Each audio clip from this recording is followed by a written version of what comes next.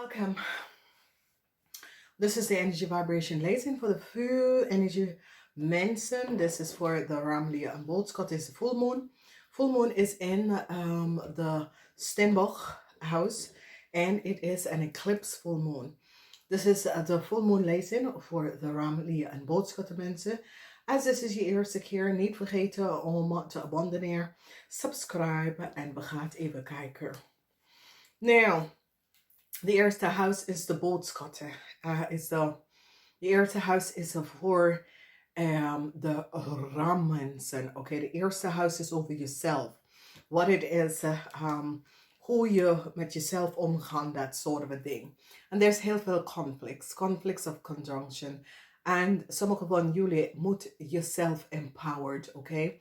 Whatever the issue en de situatie is, je moet stop the schuld aangeven on yourself. Whatever the issue that play, it is loslaten. Heel veel van jullie maken zorgen over een maag. Heel veel van jullie hebben een issue met de maag. Whatever the issue en de situatie is, je maakt heel veel zorgen over deze persoon. Misschien is het een kind, maar je maakt zorgen over deze persoon. Ken je iemand dat je was verliefd op of that sort of a thing. Het gaat uit, maar ik zie je maakt heel veel zorgen over deze persoon. Tweede house is the house for your financial stability. De tweede house heeft mee te maken met je bezetting.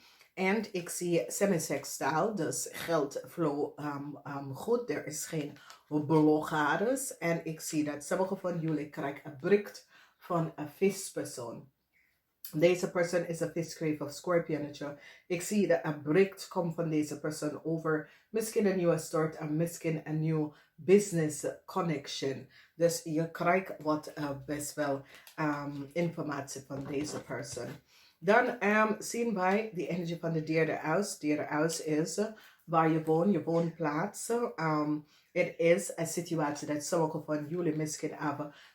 Krijgen some informatie over een Leo of een Leo in je woonplaats. Whatever de informatie. Je gaat even achterkomen over some deceptiveness, some deceptive play met een Leo in je woonplaats. Oké?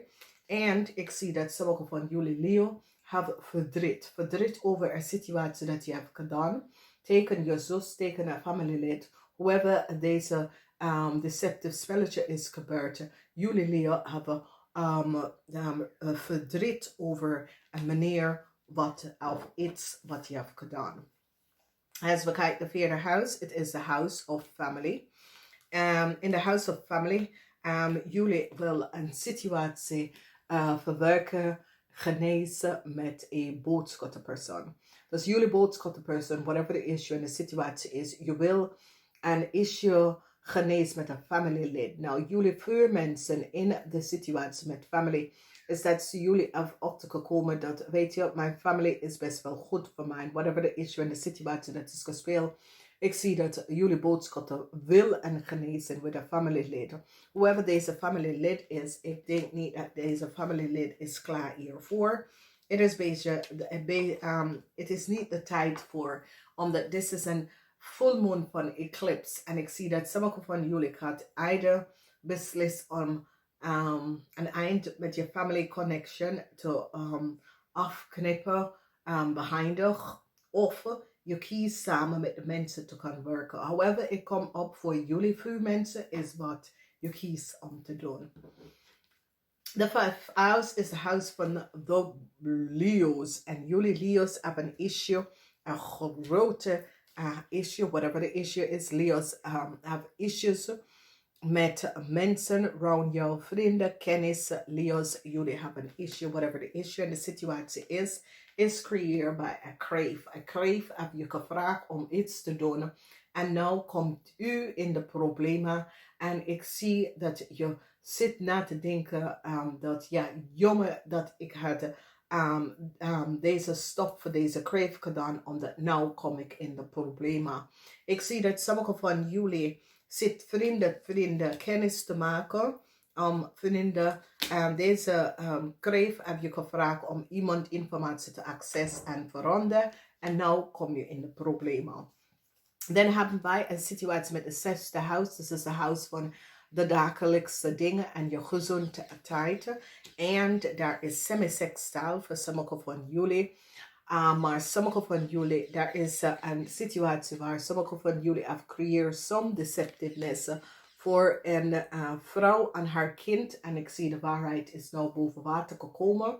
Whatever the deceptiveness that jullie hebben gedaan, teken either je vrouw en Stenbok-vrouw en haar kind. Alles komt nou boven water. Het wordt een onderzoek wordt plaatsgenomen om te vinden hoe zijn jullie vijanden zijn geconnect met deze Stenbok en haar kind en hoe kom je in aanraking met deze persoon.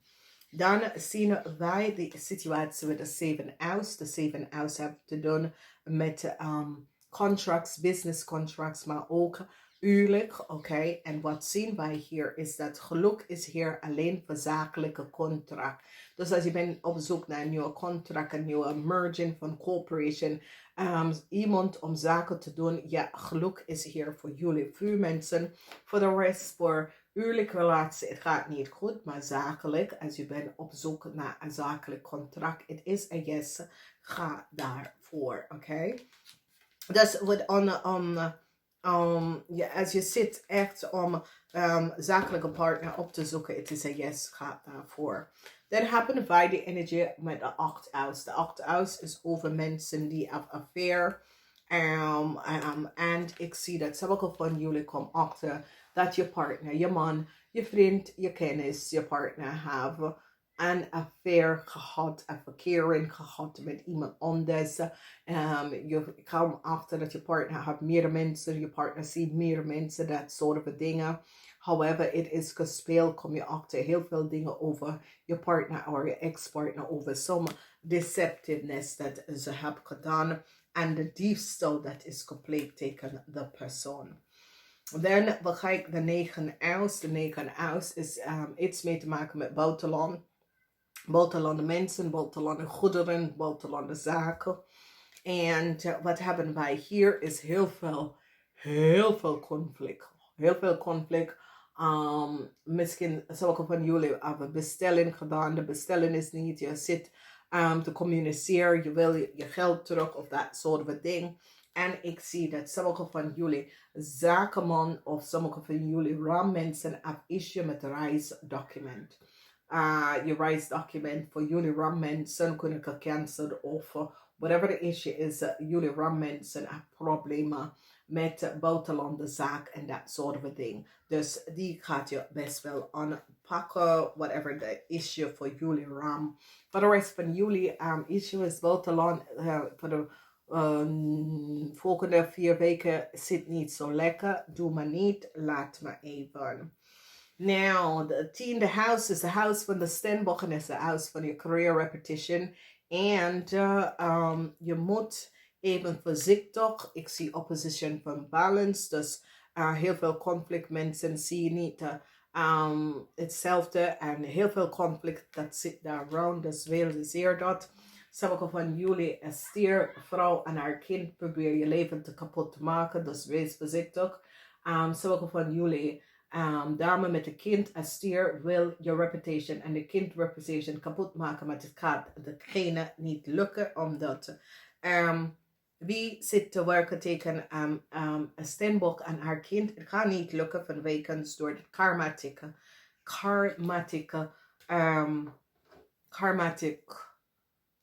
so it's a blessing, karmatic issues worden opgelost. Oké, so is karma tussen u en deze persoon. Misschien is je vrouw of je kind moeder. Nou, de health house heeft mee te maken met friendship groepen mensen. En dat heeft mee te maken met de boodschatten. Boodschatten, je gaat met de flow. Scorpionnetjes. Sommige van jullie hebben een issue met de scorpion. For the rest van you, especially boodschatten, je gaat met de flow. Oké? Met een groep van mensen. Je maakt geen zorgen. Je gaat gewoon met de flow. Je maakt geen andere opmerkingen, verstappen of zo. Sommige van jullie hebben een issue met de scorpion. En ik zie dat je wil even terug naar de scorpion en excuses aan te boden voor some deceptive play dat is gedaan. Oké, en ik zie dat je wil de scorpion even een excuse aangeboden en ja, ik weet het niet. is die klaar voor? Ik weet het niet, maar het is gewoon tijd om en excuses aan te geven aan deze persoon. The energy of the 12th house, whatever the issue en de situatie is, the energy van de 12th house, whatever that is gebeurd, it is the house van karma, vergeven, karmatic issue, the Akashic records en dat soort of a ding. En wat zien wij hier is genezen in de 12th house, whatever the issue en de situatie is. Genezen komt in de 12th house en genezen tussen u en de tweeling, whatever the issue en de situatie is. Ik zie een huge genezen tussen u en een tweeling, whatever the issue en de situatie is. It is so, it says, ja, zullen wij vrede hebben en vergeven voor wat is gebeurd, oké? Dus prima, goed, ik hou van jullie. Ik ga het even zeggen, namaste. Niet vergeten om te kijken de maandelijke lezing. Namaste, tot de volgende keer.